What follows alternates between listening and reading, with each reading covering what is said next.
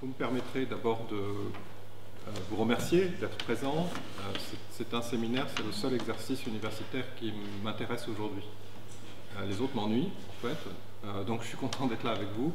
Le principe, c'est l'échange, et si on n'échange pas, je pense qu'on est plus intelligent à plusieurs. Donc ce qui m'intéresse en venant ici, c'est pas de vous présenter les choses, c'est d'entendre vos réactions. Je vous prie de m'excuser aussi pour une autre raison. Je suis parti très tôt ce matin et j'ai oublié mon costume de professeur de droit qui m'accompagne à presque tous les moments de ma vie de professeur de droit, avec une cravate et en fait, je pense qu'il y a une raison à cet oubli. Cette raison, c'est que je me présente pas comme un professeur de droit, je me présente comme un chercheur. Et c'est très exactement ce dont j'aimerais vous parler aujourd'hui. C'est-à-dire, je me remets en marche comme un chercheur aujourd'hui sur de nouveaux objets, et donc j'essaie de réfléchir à comment réfléchir. Je suis parti des questions extractives, puis les questions de transnationalité. Comme tout le monde, je suis percuté par les questions environnementales. Comment penser cela? Donc, vous voyez, j'arrive pour me dénuder d'une certaine façon, pas totalement, enfin en tout cas pour montrer ce qu'il y a derrière des productions scientifiques.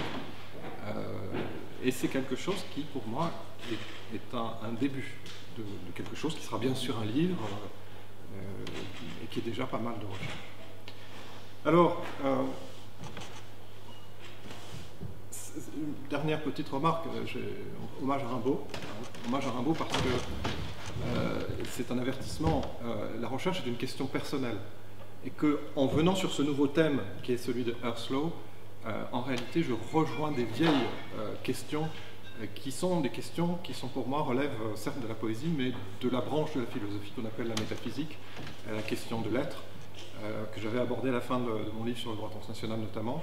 Vous allez voir pourquoi, en réalité, tout ça est très à la fois personnel et connecté à une histoire de la pensée, à une histoire des sciences. On va adopter une méthodologie qui est celle des percepts, celle de Gilles Deleuze, qui disait une petite image c'est mieux, enfin bref, une image qui évoque un concept. Donc en une image, en fait, voilà ce que j'aimerais faire, c'est celle de la Terre, 72, c'est la NASA qui prend cette photo, ça a eu un effet choc. Je crois que l'humanité s'est rendu compte pour la première fois qu'il n'y avait qu'une Terre. Une Terre. On est dans le champ des représentations. Ça me semble essentiel aujourd'hui d'être dans ce champ-là. C'est aussi, mais c'est peut-être plus anecdotique, le début en fait du droit international dans l'environnement. C'est la déclaration de Stockholm où tout le droit international de l'environnement est en germe. Et je suis désolé de dire que c'est un échec. À part une convention internationale, aucune n'a, pour des raisons qu'on peut discuter, d'effet, donc la transition est un échec. Ce qui veut dire qu'il faut se remettre en route. Il faut se remettre en route, et c'est ça la problématique. Se remettre en route, c'est se remettre à penser. Et je crois qu'il faut partir de l'état des savoirs. Aujourd'hui, l'état des savoirs, c'est probablement des savoirs des sciences sociales qui ont pensé la globalisation, mais qui commencent à penser la question de l'anthropocène. Et c'est là qu'il faut se situer. Alors, il y a plein de mots, c'est l'empirical turn, c'est l'ecological turn, c'est le tournant de la matérialité. On va prendre juste un exemple, pour faire simple, c'est Timothy Mitchell. Timothy Mitchell, dans Carbone Démocratie, fait un essai magistral où il va lier la matérialité du carbone, la Terre, extraordinaire, à quoi? Aux sociétés politiques. Et il montre comment il y a une influence de cette matérialité sur les sociétés politiques. Voilà, je pense, dans le genre de travaux que notre espace de pensée va tendre, je pense, à s'inscrire. Alors, comment poursuivre ce travail? Bien sûr, l'état de l'art. J'ai regardé notre ami Piers Manson, qui est un peu le greffier du droit global et transnational. En fait, il n'y a rien. Il n'y a rien, cette articulation transnationale et environnement. Il y a un petit numéro qui est intéressant quand même de Transnational Legal Theory, et notamment Jorge Viñuales qui nous disait, bon, il y a la régulation globale du monde juridique, et il y a la biosphère, c'est pas mal que ça se rapproche. On est, je pense, dans l'état des réflexions, un état gazeux, pour reprendre l'expression de Georges Vignales, qui se moque de lui-même en disant « c'est vraiment le début d'une réflexion ». Nous sommes à un début de réflexion. Donc au niveau des théories, on a une insatisfaction. Donc comment avancer? Je pense que ça sera vraiment une autre façon de faire un état de l'art. Je pense qu'il faut se placer, pas du point de vue des théories, mais du point de vue des épistémés. Ces épistémés qui sont derrière les théories et qui justifient la construction des théories, c'est là que peut-être on va se situer. On va essayer de comparer les épistémés, ceux anciens du global, puisque c'est l'épistémé des sciences sociales depuis 40 ans, sauf en France, on a encore quelques nationalistes, enfin, qui sont en retard donc, de deux révolutions épistémologiques. Et puis, on a un nouvel épistémé, celui de l'Anthropocène qui est arrivé. Essayons de comparer, essayons de voir s'il n'y a pas des liens entre ces deux épistémés. Voilà notre hypothèse.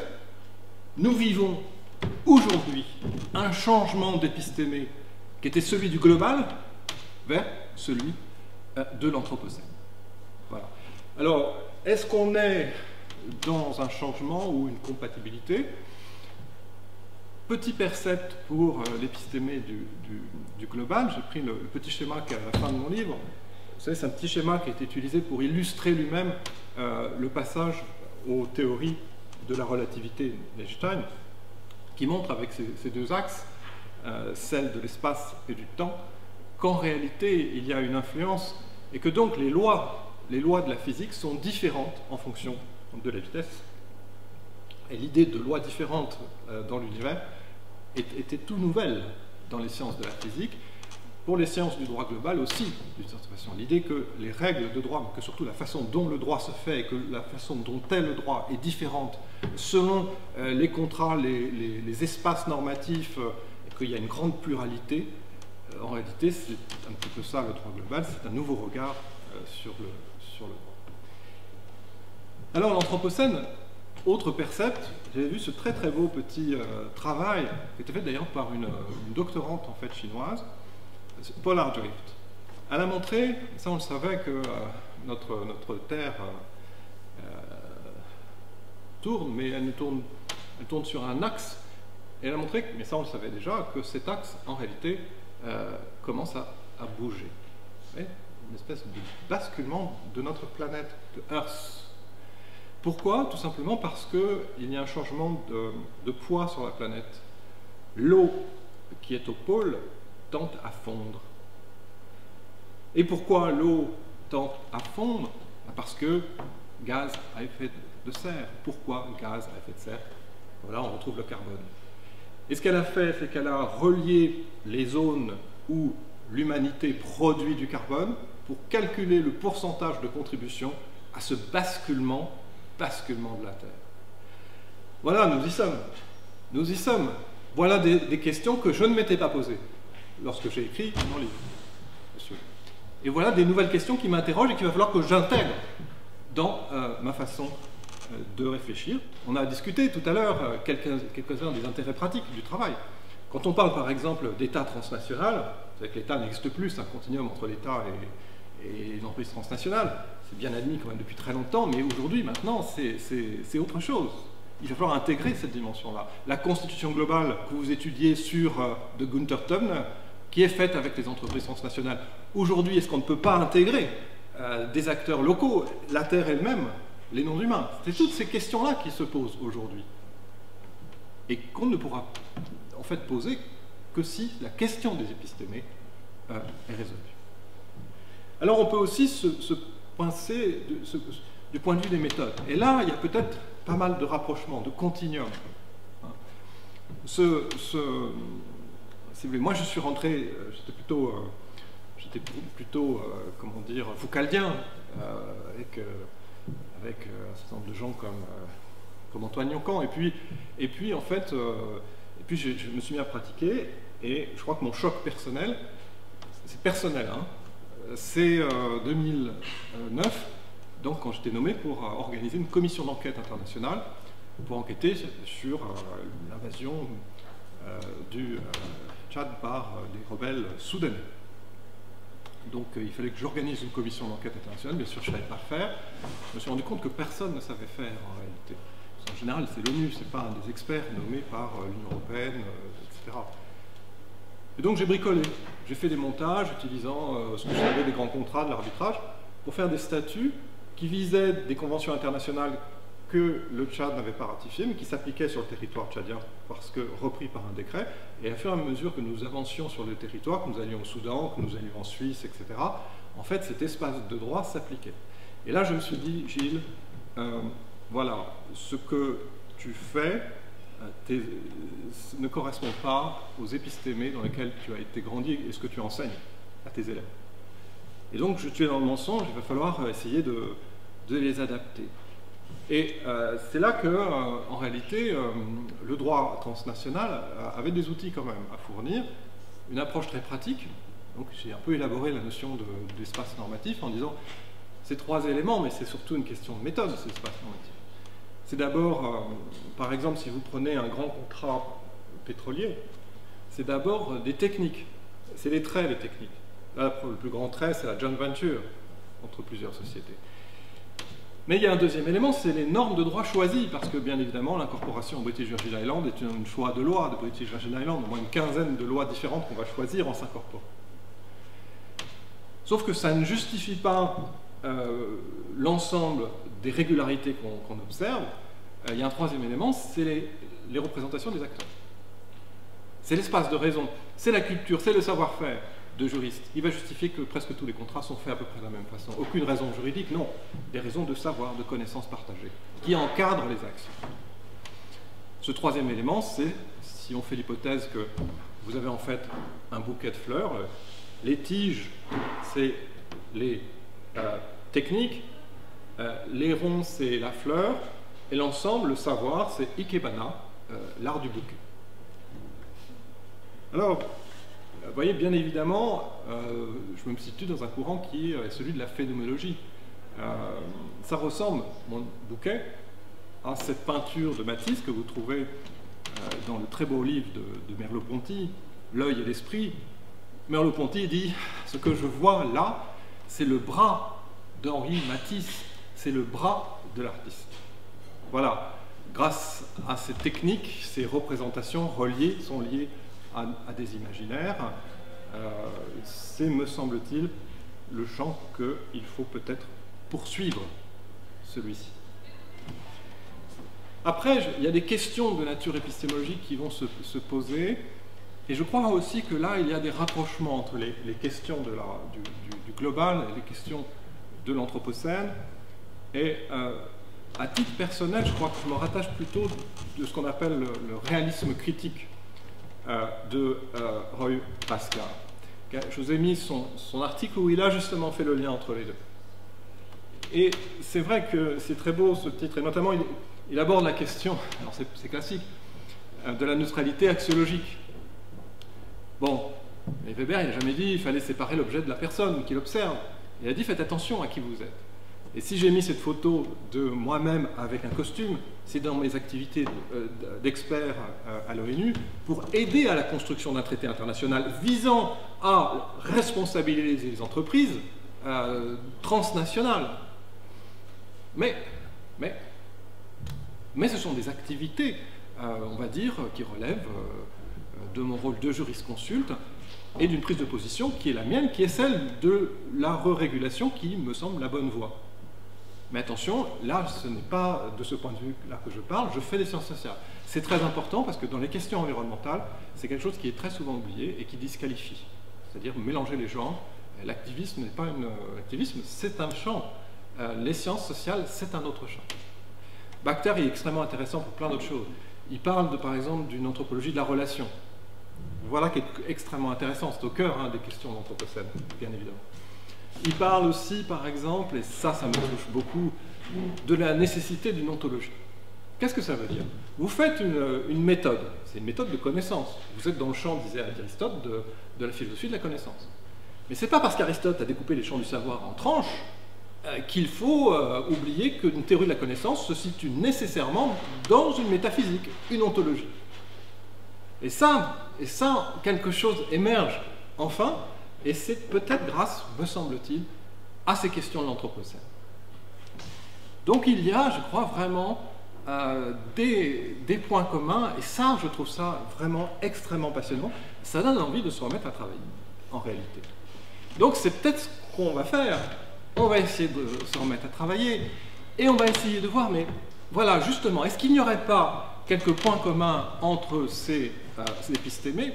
C'est quand même très intéressant, puisque comme nous sommes des artisans, nous savons que pour fabriquer, faire de la recherche, il nous faut des épistémés. Nos méthodes découlent des épistémés, ce qui veut dire qu'on va d'abord se poser la question des épistémés, et on verra ensuite la question des recherches, des méthodes de recherche, comment faire de la recherche.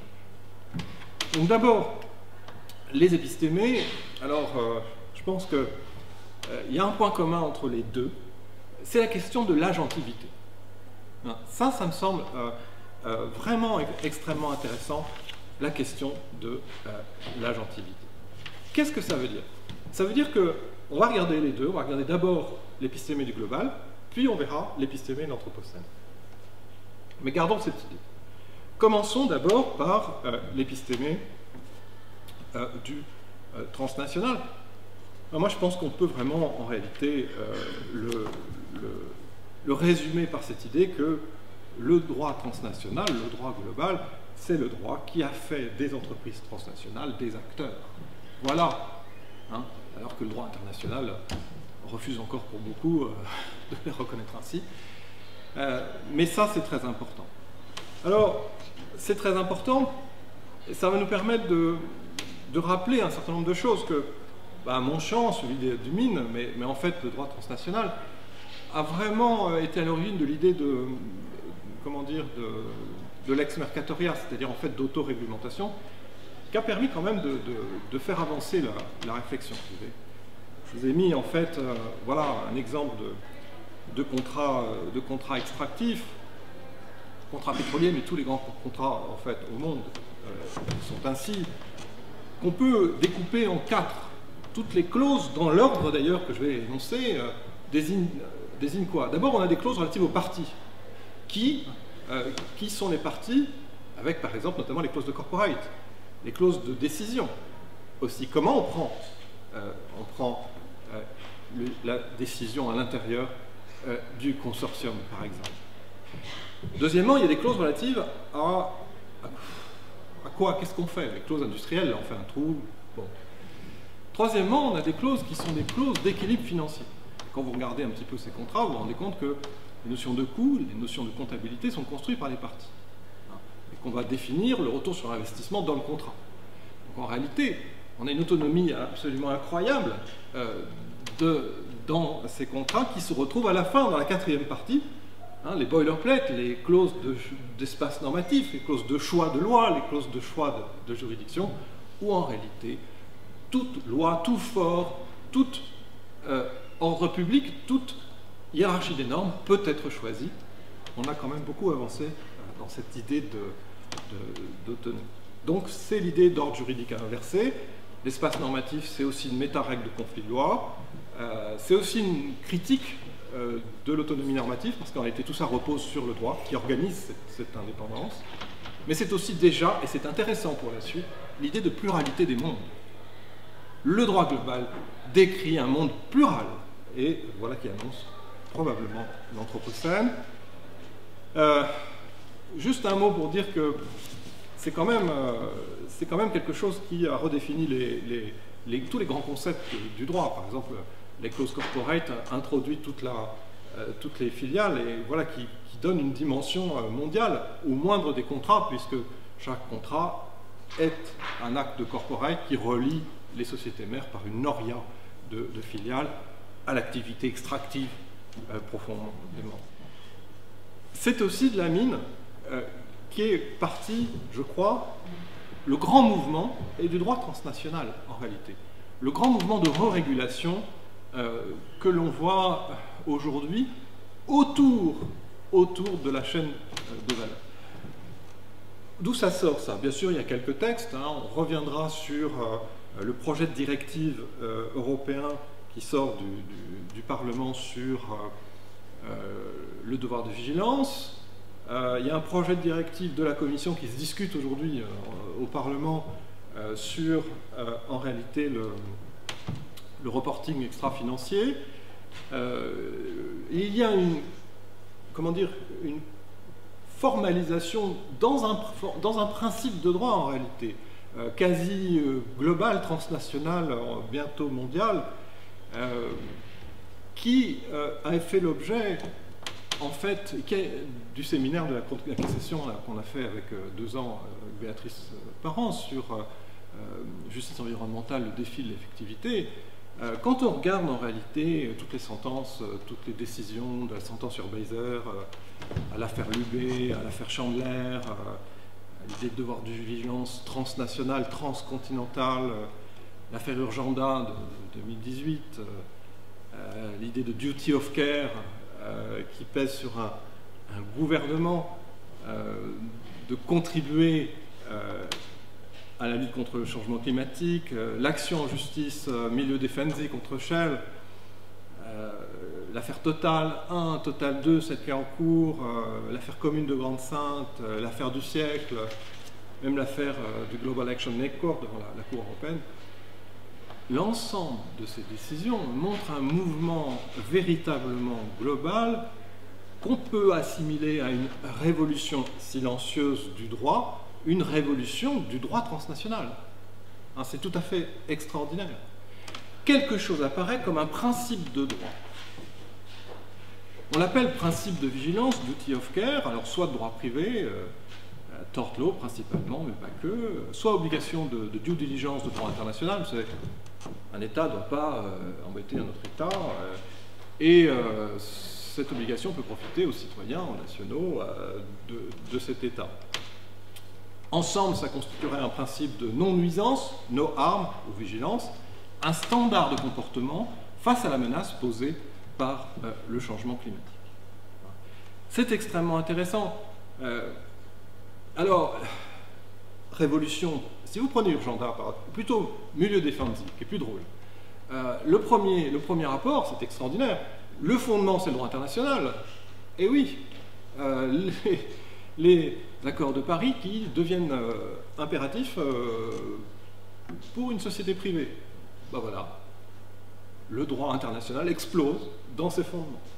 Le deuxième apport, ben, la société mère est responsable pour ses filiales, sous-filiales, ben voilà, le droit des sociétés explose dans ses fondements puisque la personnalité morale, la voile de la personnalité morale, voilà, qui disparaît.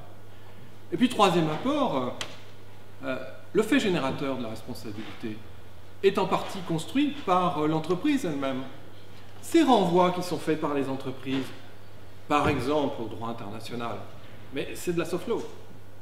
Et donc voilà une incrimination construite par l'entreprise, donc le soft devient dur. On a une troisième transformation en fait dans la régulation. Alors qu'est-ce que c'est? Est-ce que c'est une lex mercatoria environnementale? Personnellement, j'y crois pas parce qu'il y manque cette espèce d'autonomie normative. Hein. Je pencherais plutôt pour l'interprétation qu'en a fait Franck Lati, qui nous dit dans son très beau commentaire la soft law peut être employée par le juge aux fins d'identifier par ses propres moyens une norme coutumière. Une norme coutumière en tant qu'élément de la pratique généralement accepté comme étant le droit. Voilà qui est extrêmement intéressant pour nous d'un point de vue de l'effectivité, car une norme coutumière de droit international s'impose à tous les juges, à tous les arbitres. Dans la hiérarchie des normes, on est au plus haut et tous les juges, tous les arbitres peuvent contribuer à cette norme. Donc on a là encore quelque chose vraiment d'intéressant à étudier. Alors, bon, c'était pour rappeler quelques pistes et similarités, mais il y en a d'autres. Il y a par exemple cette notion d'éco-conception. C'est une évolution, vous voyez que la chaîne de valeur, cette révolution transnationale repose sur les produits, et on va dans un second temps, je crois, rentrer dans le droit des choses matérielles, de l'incorporation de la planète dans la matérialité des produits marchands, et le champ de la régulation va être le produit lui-même. L'intégration, l'éco-conception va probablement être ce qui a été déjà construit par le droit transnational. Je pense par exemple à la régulation minerai de guerre, qui est la première régulation de produits mondiale. hein, qui devient, je pense, le mode, la voie, une des voies de la re-régulation transnationale. Bon, c'était quelques pistes, mais peut-être que ça va nous permettre de voir comment, maintenant, l'épistémé de l'Anthropocène, en réalité, peut permettre de continuer, de s'harmoniser, de se transformer. Alors, bon, l'épistémé de l'Anthropocène, on ne va pas rappeler les basiques de l'anthropologie, on ne va pas rappeler Descola, la notion de non-humain. Ce qui me semble plus intéressant, c'est d'évoquer, par exemple, le courant des sciences et technology studies, hein, qui, lui, a travaillé notamment l'apport du droit, ce qu'on n'a jamais fait, ou très peu, Descola.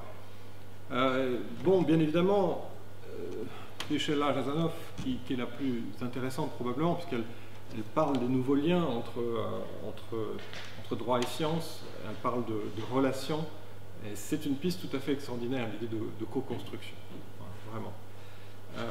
Mais il y a les veines françaises aussi des STS qui est très important, c'est-à-dire Michel Calon, hein, quand il montre dans un article qui fonde tout simplement la philosophie, la sociologie des sciences modernes, que en fait les pêcheurs, les scientifiques et les coquilles Saint-Jacques ont négocié pour avoir un dispositif, des fils comme ça mis dans l'eau, où les toutes petites coquilles Saint-Jacques peuvent s'agréger et gérer quoi? La coexistence des coquilles Saint-Jacques dans la baie de Saint-Brieuc.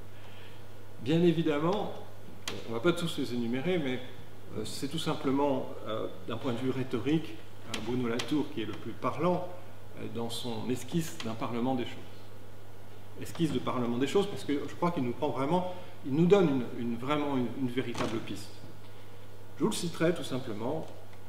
Il nous dit, au lieu d'avoir une enceinte parlementaire, d'une part, c'est-à-dire un ensemble de forums scientifiques d'autre part, entre les deux, préparant les arbitrages, résumant les faits, une institution technocratique, ça c'est notre état du monde, eh bien nous avons, nous dit Descola, une seule enceinte où se trouvent réunis tous les porte-paroles, quelle que soit l'origine de leur mandat. Quelle que soit l'origine de leur mandat. Voilà. Donc autrement dit, ce qu'il suggère, c'est de donner une agentivité eh bien, aux fleuves, aux forêts, aux non-humains, de la même façon que d'autres mandants donnent une agentivité, de la même façon que le droit transnational a donné une agentivité aux entreprises. C'est extrêmement intéressant, je crois que c'est là que commence véritablement le travail. Mais comment faire? Premier constat, si le droit, comme dit d'ailleurs Latour, c'est un scénario, nous sommes là pour scénariser des discours autres.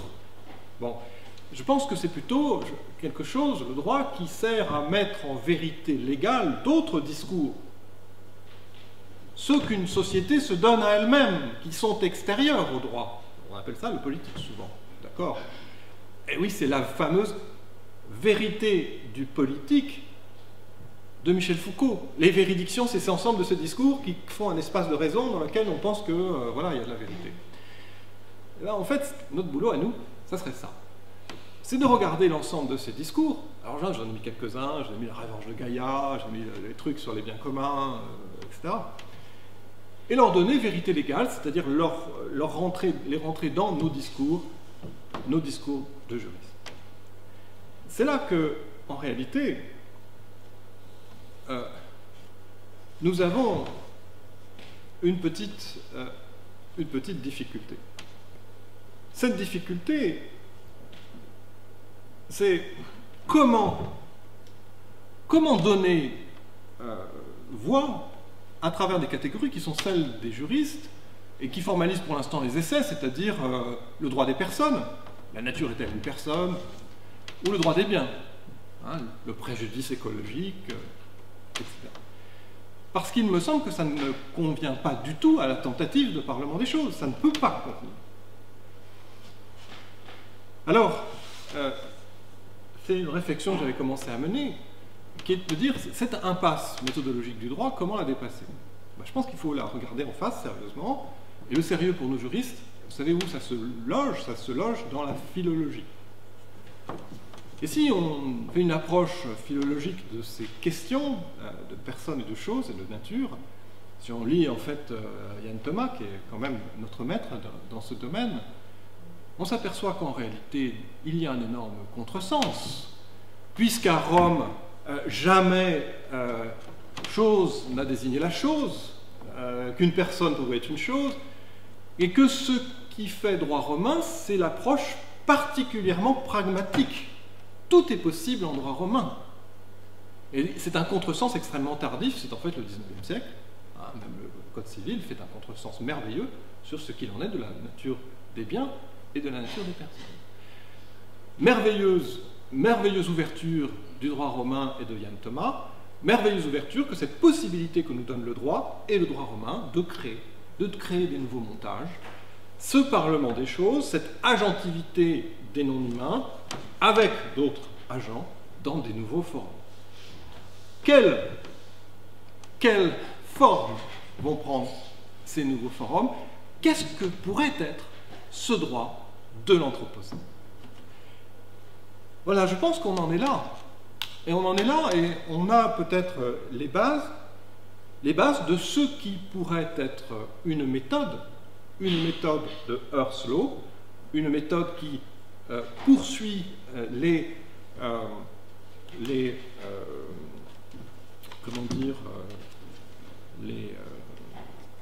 épistémés du global, mais qui introduit les épistémés de l'Anthropocène. Alors, je me suis rendu compte qu'en réalité, c'est ce que j'avais essayé de faire dans les 5 recherches collectives que je dirige actuellement.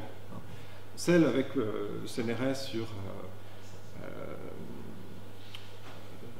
c'est quoi le titre? Justice environnementale, décision fondée sur les sciences, qui est couplée au séminaire biannuel de la Cour de cassation Justice environnementale, le défi de l'effectivité, donc c'est vraiment couplé dans la recherche. Celle aussi sur, en réalité, l'acceptation sociale, c'est une recherche internationale avec des Brésiliens et des Canadiens. Une autre pour le réseau national des messages sur les industries extractives dans le tournant écologique, nouveaux objets, nouvelles méthodes. Une que je commence ces jours-ci, qui s'appelle Earth's Law, avec l'ENS, mais aussi un réseau d'universités européennes. Et puis la recherche pour la Fondation pour le droit continental sur la médiation et l'arbitrage environnemental qui commence. C'est intéressant de ne pas annoncer des choses dans le vide, mais on va prendre ça pour exemple. Méthode, comment est-ce qu'on peut le faire en réalité? Comment est-ce qu'on peut le faire, ou comment surtout on peut essayer de le faire? Alors on va limiter, on ne va pas tout voir, mais on va limiter peut-être à 3 des recherches sur des objets qui sont les nôtres. La première sur les normes, la seconde sur les litiges, et enfin sur, je crois, les choses, cette nouvelle régulation des choses qui émerge. Alors, d'abord, l'acceptation sociale. Bon, je crois que vous connaissez tous ce dont il s'agit. Il y a une licence légale, et oui, pour exploiter, que ce soit une mine ou un parc éolien, mais aujourd'hui, il faut aussi la licence sociale, c'est-à-dire l'accord des populations locales. Alors, moi, j'ai travaillé dans notamment sur le cas de la montagne d'Or, que vous connaissez tous aussi, et qui a donné lieu justement à une opposition des populations locales et un débat public sur le projet Montagne d'Or, qui a abouti à des débats extrêmement importants et à une impasse, puisqu'en fait on a abandonné le projet. Il y a la suite judiciaire, mais qui est en dehors de mon propos. Ce que j'ai fait, c'est essayer de mélanger les épistémés du droit et les épistémés, en réalité, de l'Anthropocène, et notamment ceux des sciences et technologies studies. Là, ce que vous avez, en réalité, c'est un des éléments de la recherche, c'est du mapping. C'est un mapping qu'on utilise dans ce qu'on appelle les techniques STS, on appelle ça l'analyse des controverses. La Tour a beaucoup fait ça, mais beaucoup, au fond, comprendre ça. Ils utilisent en fait des controverses pour faire émerger des questions. Ces questions, espérons, s'articulent aux solutions juridiques. Donc là où il y a un arbre des percepts, c'est de l'analyse des discours. Et ce qui est extrêmement intéressant, c'est que ça permet en réalité de distinguer ce qu'il en est des discours des acteurs, par exemple les populations locales, dont on voit que pour partie, effectivement, elles endossent le discours agentivité des non-humains. Voilà.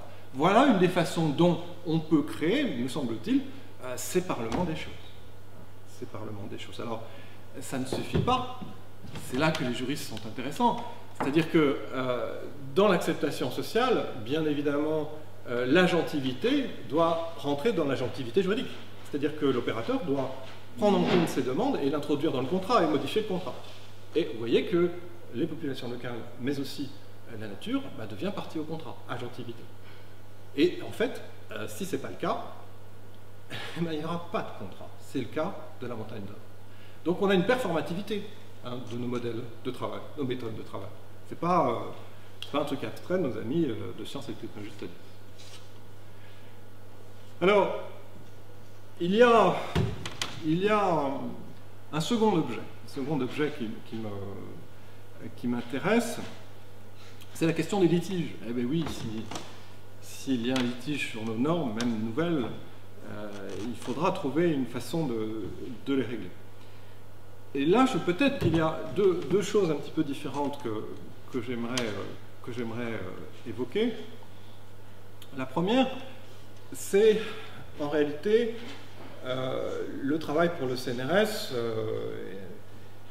et la MITI sur justice environnementale, le défi de l'effectivité. En réalité, décision fondée en science. On était parti de l'idée que une des grandes difficultés, c'était le fait que les magistrats doivent appliquer un droit qui se définit par une forte dimension scientifique. Bon. Donc, en réalité, on a utilisé dans un premier temps l'idée que les Sciences et Technology Studies et Scherer-Jasanoff pouvaient nous aider à voir comment s'opérer une co-construction. Donc, commencer à travailler en disant, on va essayer de séparer les différents moments du raisonnement du juge dans la responsabilité, fait générateur, dommage, preuve, lien. On essaie de voir les liens avec l'au-delà du droit, c'est-à-dire les sciences, pour voir comment le juge, dans son raisonnement, peut prendre en compte ces éléments scientifiques. Et en fait, on s'est rendu compte que cet au-delà du juge, cette co-construction, était aussi beaucoup d'autres choses que les éléments scientifiques. C'est beaucoup d'éléments managériaux, par exemple. Hein. Mais ce qui est intéressant, c'est que, en réalité, ce concept d'espace normatif ikebana, vous avez vu que je réutilise, qui vient du droit global, d'espace normatif, c'est-à-dire d'encadrement de la raison des acteurs par un certain nombre de, Piaget disait, de schèmes de pensée, c'est-à-dire en fait de rationalité. Eh bien, on le retrouve ici. On le retrouve ici. Et nouveau schéma, donc c'est le schéma de la recherche en cours, vous voyez comment en fait l'entrée dans la question du procès passe par ces 4 moments, qui sont 4 moments d'ingénierie juridique, hein, nos 4 questions, le fait générateur, le lien de causalité, la preuve, le dommage. Et dans chacun de ces espaces de raisonnement, on va intégrer un certain nombre d'éléments pour aider le juge à rentrer dans cet espace de rationalité qui lui permet, à droit constant, d'être plus efficace. Une chose très simple, la question du scope 3 ne rentre pas forcément dans les savoirs des juges, et pourtant dans l'affaire Total 2, ça va être essentiel. Hein. Donc autrement dit, on est dans cet espace de raison, et on peut aussi travailler dans l'espace de raison, pas seulement dans les techniques ou dans les normes. C'est ça peut-être qui va transformer une partie de la chose. Je dois dire que d'une certaine façon, c'est dans cet espace cognitif que l'on introduit les non-humains, que l'on introduit ce savoir qui vient des scientifiques, qui sont eux aussi des actants, ce sont eux aussi qui parlent au nom des non-humains. Et ce savoir scientifique fait partie de l'intégration de la question de l'anthropocène dans les processus juridiques. À nous, juristes, d'articuler cette entrée de la science dans les forums. Dernière peut-être, en dernier exemple, toujours dans les litiges. Donc je commence une recherche sur la médiation et l'arbitrage environnemental, un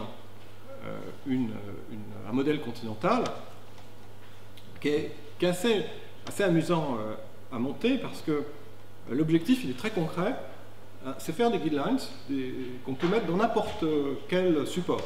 Ça peut être un contrat, ça peut être un règlement d'arbitrage ad hoc, d'arbitrage institutionnel, peu importe. C'est quelque chose qu'on va rédiger méthode participative, bottom-up, groupe de travail, notamment avec des groupes de travail de la Fondation. Le champ n'est pas limité, arbitrage, médiation nationale, internationale, civile ou judiciaire ou administrative. Mais en réalité, on cherche à préciser à la fois la notion d'arbitrage et de médiation pour mieux la construire. Pourquoi? Parce qu'on l'a vu, l'Union européenne, ce sont les deux directives, imposent que les entreprises créent des modes de résolution des litiges dans la chaîne de valeur. Donc on a bien là quelque chose de nouveau en matière environnementale. On a bien des nouveaux forums, des forums qui doivent être construits. Comment les construire? Participons à cette construction. D'abord, en premier lieu, c'est quoi cette notion de médiation et d'arbitrage? Regardons, c'est quelque chose qui vise à régler les demandes, les faits. Bon. Alors, vous connaissez sans doute le travail qui a été fait par la CCI. Il y a une International Chamber of Commerce, mais sa task force de 2019 a fait un très beau travail qui s'appelle Revolving Climate Change Related Dispute through Arbitration and Alternative Dispute Resolution. En réalité, le champ, c'est à peu près toutes les activités d'une entreprise, et toutes les entreprises, même financières. Donc, c'est assez facile à résumer comme travail. C'est l'ensemble, en réalité, des entreprises qui vont devoir organiser des modes de résolution pour que ces litiges soient résolus. Alors, ça sera notre première séance, en réalité, identifier les cas. Deuxième séance de travail, on va essayer de voir le droit. Quel est ce droit qui vient organiser ce droit qui vient organiser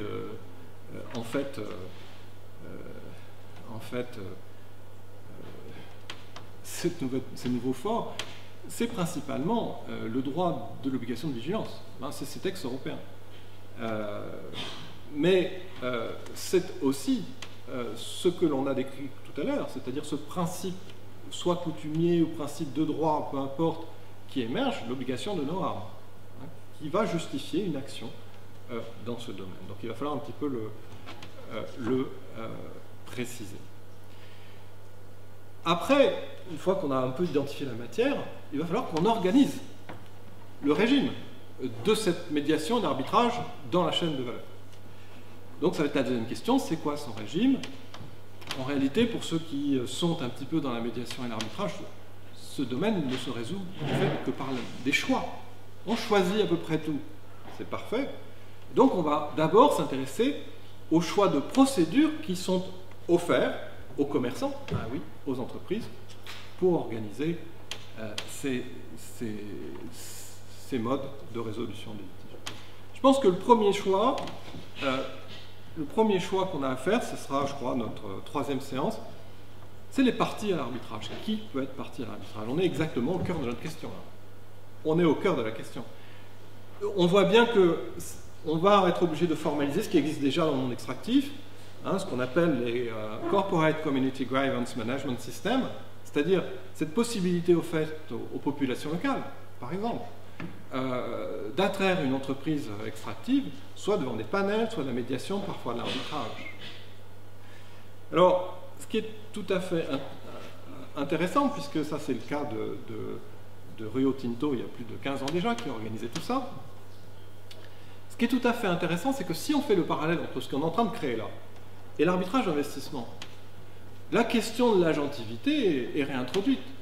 L'arbitrage unilatéral, c'est quoi? Un truc incroyable.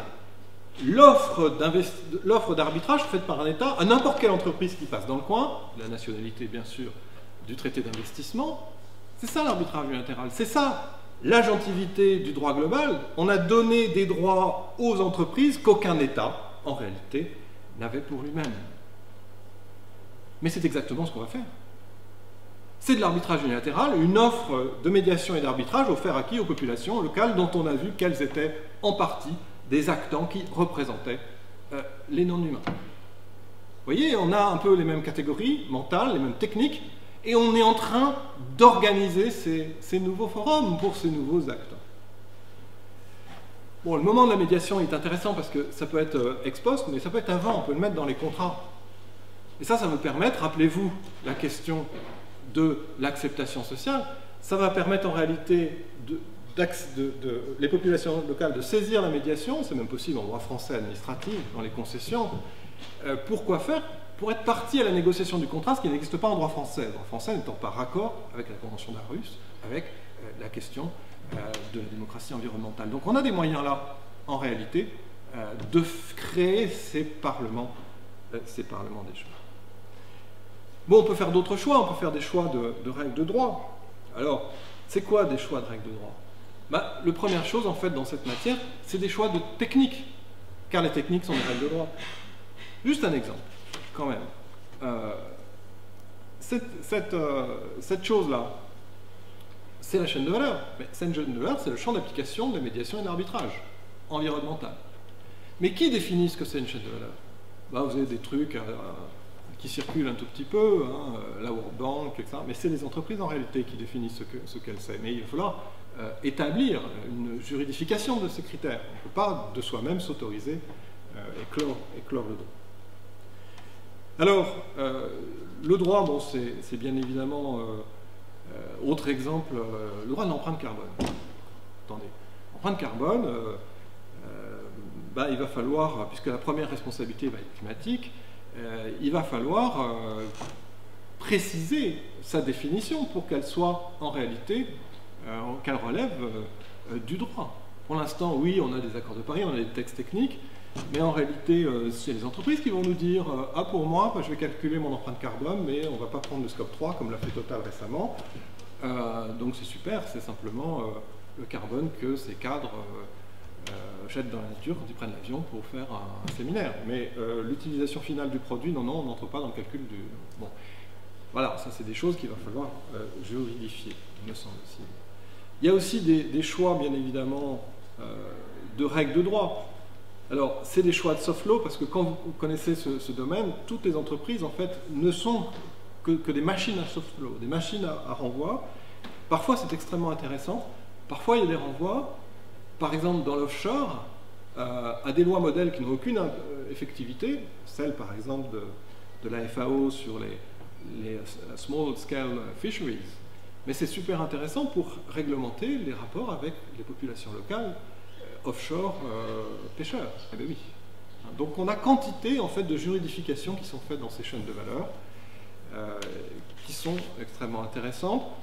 Bien sûr, il y a le choix de la loi, bien que ce soit peu important, mais vous le savez tous, hein, Rome 2, dans son article 14, permet le choix de la loi en matière environnementale, bien sûr, dans le respect des articles 7 et 4, et puis aussi dans la limite de la transformation du règlement par la nouvelle directive.